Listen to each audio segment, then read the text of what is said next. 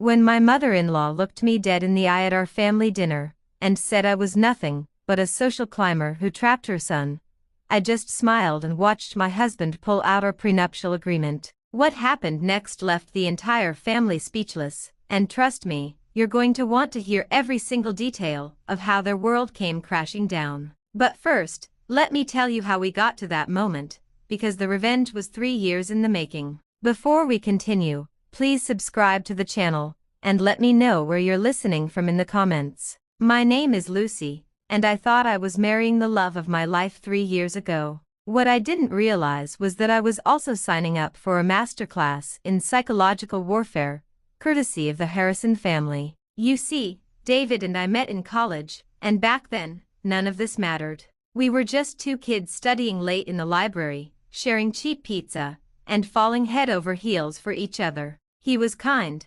funny, and treated me like I was the most important person in his world. I had no idea that his family's opinion would nearly destroy our marriage before it even began. The first red flag should have been our wedding day. I remember standing in my dress, not the designer gown Margaret had suggested I couldn't afford, but a beautiful dress I'd saved for months to buy, and overhearing David's aunt whisper to his cousin, "Well, she's pretty enough, I suppose. Let's hope she doesn't get too comfortable." I brushed it off. Wedding day nerves, right? People say stupid things when they're emotional. But then came the reception. Margaret, my new mother-in-law, made a speech about David finding someone who makes him happy, never once mentioning my name. She talked about hoping he'd chosen wisely, and that his new wife would grow into the family. The way she said it made my stomach twist. It was like I was some kind of project that needed improvement. I told myself it would get better, that they just needed time to get to know me.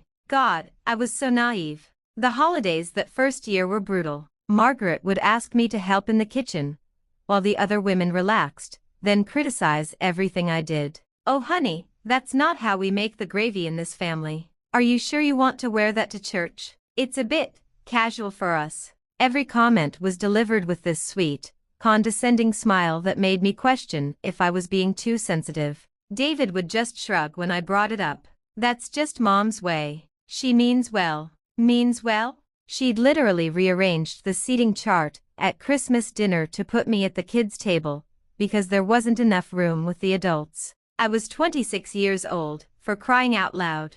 But the worst part wasn't the obvious slights. It was the constant undermining disguised as concern. Margaret would ask David, right in front of me, if he was sure he was ready for such a big commitment, and whether he'd thought about what kind of life he really wanted. She'd talk about his ex-girlfriend Sarah, perfect Sarah from the right kind of family, and wonder aloud what she was up to these days. I started keeping a journal, not because I'm petty, but because I genuinely thought I was losing my mind.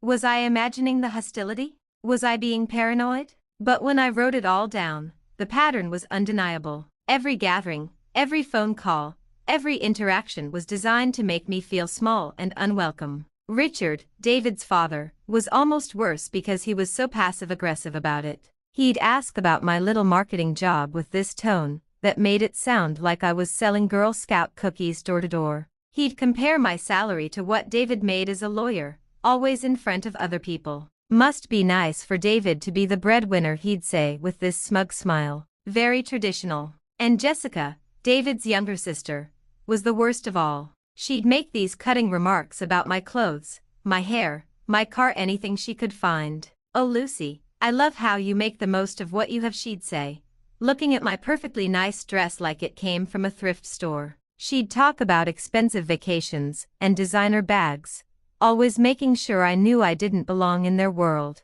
The breaking point started building around year 2. I'd begun to change, and I hated what I was becoming. I was second-guessing everything I said, everything I wore, everything I did. I was working overtime to prove myself worthy of a family that had already decided I wasn't good enough. I brought expensive wine to dinners I couldn't really afford. I researched topics I thought would impress them. I even started dressing differently, trying to fit their idea of what David's wife should look like. But nothing worked. If anything, they got worse. Margaret started making comments about how I was trying too hard, and how authenticity was so important in their family. I couldn't win. Too casual? I didn't fit in. Too dressed up? I was trying too hard. David and I started fighting about it. I'd come home from family dinners in tears, and he'd tell me I was being dramatic. They're not that bad, Lucy. You're just sensitive. Sensitive? I was being systematically excluded and humiliated by his family, and he was calling me sensitive? The worst part was watching him with them. Around his family, David became someone I barely recognized. He'd laugh at their jokes about me, stay silent when they made their cutting remarks, and worst of all, he'd sometimes join in. Yeah, Lucy's not really into expensive things, he'd say when Margaret would comment on my budget-friendly gift choices. I started documenting everything in my journal, every snide comment, every deliberate slight, every moment David failed to defend me. I told myself I was just trying to process my feelings, but deep down, I think I knew I was building a case for why this marriage might not survive. By year 3, I was exhausted, emotionally drained from constantly defending my worth to people who'd already made up their minds about me. I'd stopped trying to win them over and started just trying to survive the encounters. But that wasn't enough for them. My withdrawal only gave them more ammunition. Lucy's been so quiet lately, Margaret would say. I hope everything's all right between you two, David. The truth was, everything wasn't all right. I was drowning in a family that saw me as an interloper, and my husband was too afraid of rocking the boat to throw me a life preserver. Something had to give. And then came the dinner invitation that would change everything. The invitation came on a Tuesday. Margaret's handwritten note on her expensive cream cardstock family dinner this Saturday, 7 p.m. sharp. Please dress appropriately. Even her invitations were passive-aggressive masterpieces. I stared at those 2 words, dress appropriately, and felt that familiar knot form in my stomach. 3 years of this family, and she still felt the need to remind me how to dress for dinner. David was excited about it, which should have been my second warning sign. He never got excited about family dinners anymore.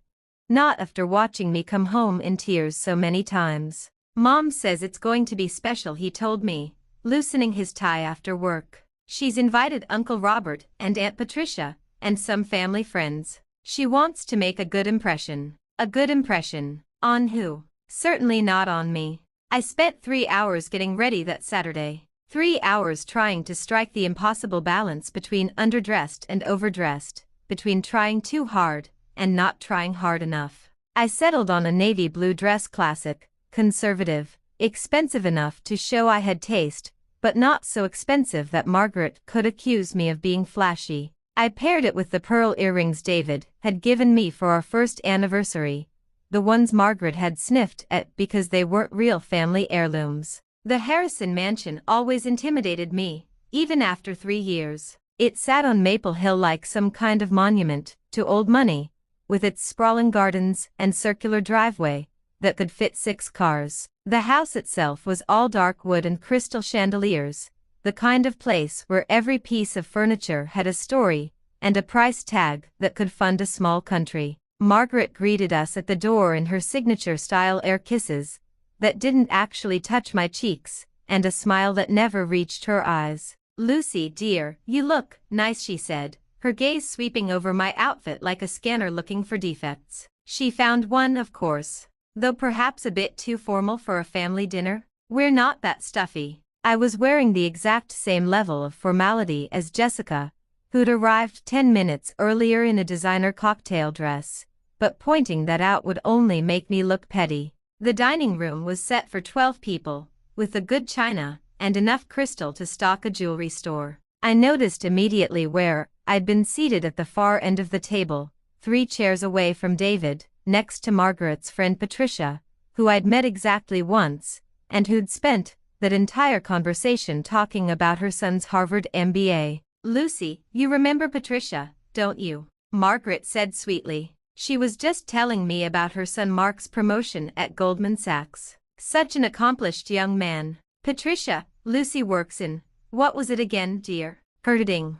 And there it was. Less than 5 minutes in, and Margaret was already positioning me as the underachiever in the room. Patricia looked at me with polite disinterest, the kind of look you give to someone's +1 who you know you'll never see again. The introductions around the table were a masterclass in subtle humiliation. Margaret went around introducing everyone by their most impressive accomplishments. "This is my brother Robert, you know, the federal judge. And this is Patricia, whose husband owns the largest construction company in the state. My daughter Jessica, who just got promoted to senior associate at her law firm." When she got to me, the pause was just long enough to be noticeable. "And this is David's wife, Lucy." That was it. No mention of my marketing agency, my college degree, nothing. Just David's wife, like I was an accessory he'd picked up somewhere. Dinner was a battlefield disguised as a social gathering. Richard started in on me immediately, asking about my little business with that condescending tone he'd perfected. It must be so challenging, trying to compete with the big agencies. "Do you have many employees, or is it more of a solo operation?" I tried to answer professionally, explaining that we were a boutique agency specializing in digital marketing for mid-size companies, but every response I gave was met with barely concealed smirks. When I mentioned landing a major client recently, Jessica jumped in with, "Oh, that's cute. David was just telling us about his latest case, you know, the one where he saved that company from a $50 million lawsuit." The conversation kept steering toward money, success, and status. Margaret told stories about David's childhood, always managing to work in details about expensive private schools, exclusive summer camps, and family connections. "David was so popular at prep school," she said, looking directly at me. "All the best families sent their children there. Such a different world from public school, I imagine." I gripped my wine glass tighter, forcing myself to smile and nod. This was their game, death by 1,000 paper cuts, each comment designed to remind me that I didn't belong. Then came the family history lesson. Uncle Robert started telling stories about the Harrison family legacy, their successful businesses, their real estate holdings. "It's so important to maintain family traditions," he said pompously, "to preserve what previous generations built for the next ones." Margaret seized the opportunity. "Speaking of traditions, I was just thinking about David's ex-girlfriend Sarah the other day. You remember Sarah, don't you, Robert? The Morrison girl? Such a lovely family, old friends of ours. I always thought she and David made such a handsome couple." My face burned, but I kept my expression neutral. David shifted uncomfortably in his seat, but said nothing. Nothing. His own mother was talking about his ex-girlfriend at dinner in front of his wife, and he was just sitting there like a statue. "Sarah's doing so well for herself," Margaret continued, twisting the knife. "Married that nice doctor from Boston. They just bought the most beautiful house in Beacon Hill. Her mother was telling me all about it at the club last week." The message was clear. Sarah had married appropriately, within their social circle, and was living the life Margaret had envisioned for her son. I was just the unfortunate detour. But Patricia delivered the killing blow. "It must be so overwhelming sometimes," she said to me with fake sympathy, "being part of such an established family. All these traditions and expectations. I imagine it's quite an adjustment from whatever you're used to." The room went quiet except for the gentle clinking of silverware against china. Everyone was watching me, waiting to see how I'd respond to being put in my place so expertly. I could feel my hands starting to shake, 3 years of suppressed anger, and hurt rising in my throat like bile. Margaret wasn't done. She raised her wine glass, wine from their private collection, that cost more than my monthly grocery budget, and smiled her practiced hostess smile. "I'd like to make a toast," she announced, "to family. To the people who've been with us through everything, who understand what we value, and who truly belong at this table." She looked around the room, making eye contact with everyone except me. The exclusion was so deliberate, so perfectly executed, that even the family friends looked uncomfortable. But Margaret pressed on, her voice dripping with false warmth. "Some people marry for love," she said, her eyes finally meeting mine, "and others marry for opportunity. But family is forever, and we protect what matters most." The silence that followed was deafening. I could hear my own heartbeat in my ears, could feel the heat creeping up my neck. 3 years of biting my tongue. 3 years of making excuses for their behavior. 3 years of watching my husband fail to defend me. It all came rushing to the surface at once. I gripped the edge of the table so hard my knuckles went white. Every person at that table was staring at me, waiting for my reaction. Margaret had her little smirk, satisfied that she'd finally pushed me over the edge in front of an audience. Jessica was practically glowing with second-hand satisfaction. Even David looked pale, finally realizing that his mother had gone too far. I opened my mouth to speak, to finally unleash 3 years of pent-up fury, to tell Margaret exactly what I thought of her and her precious family traditions. My voice was about to crack with emotion, my hands trembling with rage, when suddenly David's chair scraped against the hardwood floor. He stood up abruptly, his face white as a sheet, but his jaw set in determination. "Actually," he said, his voice cutting through the tension like a knife, "there's something you all need to know about Lucy. Something I think will change your perspective entirely." I watched in shock as my husband reached into his jacket pocket and pulled out a folded document. My heart stopped. I knew exactly what that document was, and apparently, so did Margaret, because her smug expression faltered, for the first time all evening. "This," David said, his hands shaking slightly, as he unfolded the papers, "is our prenuptial agreement. And I think it's time you all understood exactly who my wife really is." The paper crinkled in David's hands as he unfolded it, and I watched Margaret's face transform from smug satisfaction to something approaching panic. She clearly expected him to put me in my place, maybe to announce that we were getting divorced, or that he'd finally seen the light about his inappropriate choice of wife. Instead, David's voice was steady and loud enough for everyone at the table to hear every single word.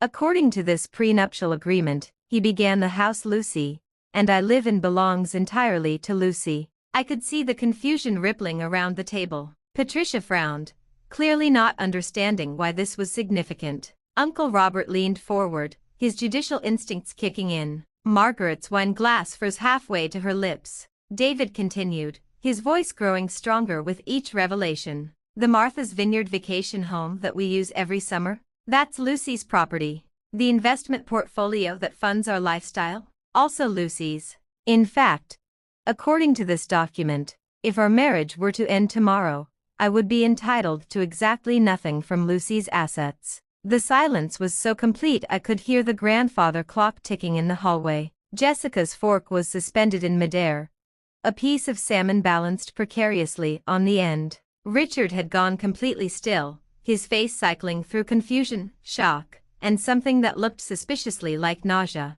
But Margaret recovered first, because of course she did. "I don't understand," she said, forcing a laugh that sounded like breaking glass. "Surely you're joking, David. Why would Lucy need protection from?" "Because I said."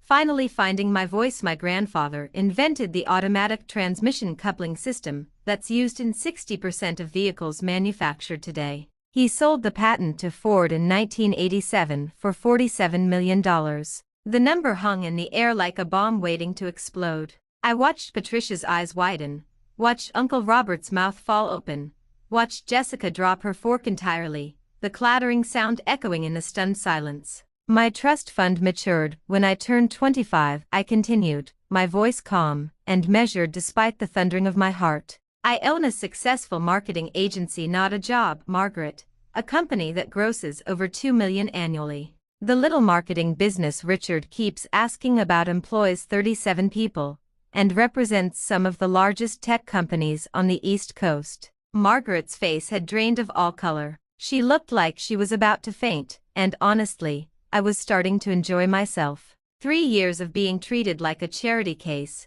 and now they were learning that I could buy and sell most of them without checking my account balance. "The house we live in," I went on, savoring every word. "I bought it outright before David and I even got engaged. Cash purchase. No mortgage. The car David drives to work every day? Mine. The credit card he uses for his business lunches? Also mine. Even the engagement ring he proposed with, I helped him pick it out and paid for it because his lawyer's salary couldn't cover what he wanted to give me." Richard made a sound like he was choking on his own tongue. But you never said, you let us think. You never asked," I said simply. "You made assumptions based on my appearance, my background, my public school education, and you decided I wasn't worth knowing. You decided I was a gold digger who trapped your precious son, and nothing I could have said would have changed your minds." The family friends were exchanging glances, like they'd suddenly realized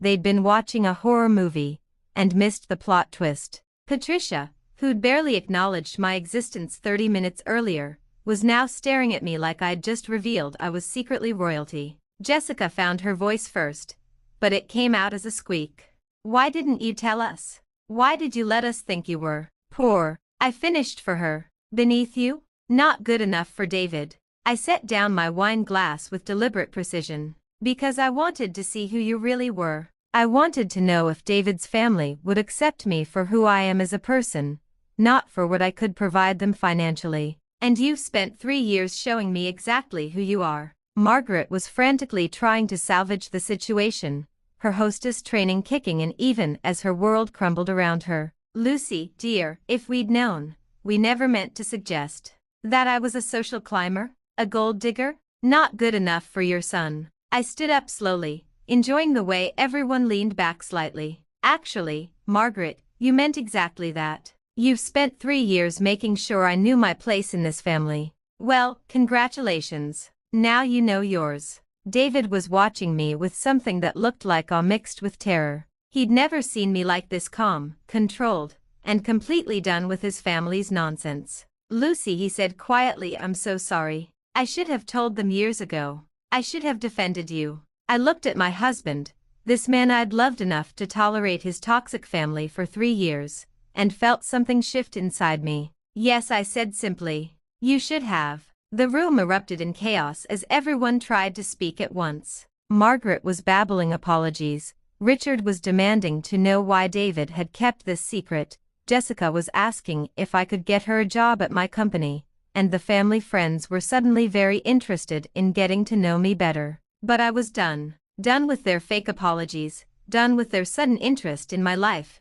done with the whole performance. I picked up my purse, my Hermes bag that I'd bought myself, and that Jessica had once called a nice knockoff, and headed for the door. "Where are you going?" David called after me. I turned back to face the room full of people who'd spent 3 years making my life miserable, and I smiled, not the polite, forced smile I'd been wearing for years, but a genuine, satisfied smile. "Home," I said. "To my house. The one I own. You're all welcome to finish dinner and discuss how you managed to spend 3 years insulting a woman who could have bought your respect if she'd wanted to. But here's the thing, my respect was never for sale. And neither is my forgiveness." As I walked out of that mansion, I could hear the explosion of voices behind me, everyone talking over each other, trying to process what had just happened. Margaret's voice rose above the rest, shrill and desperate. "Lucy, please, we can work this out." But I was already in my car, my fully paid for luxury sedan, driving away from 3 years of humiliation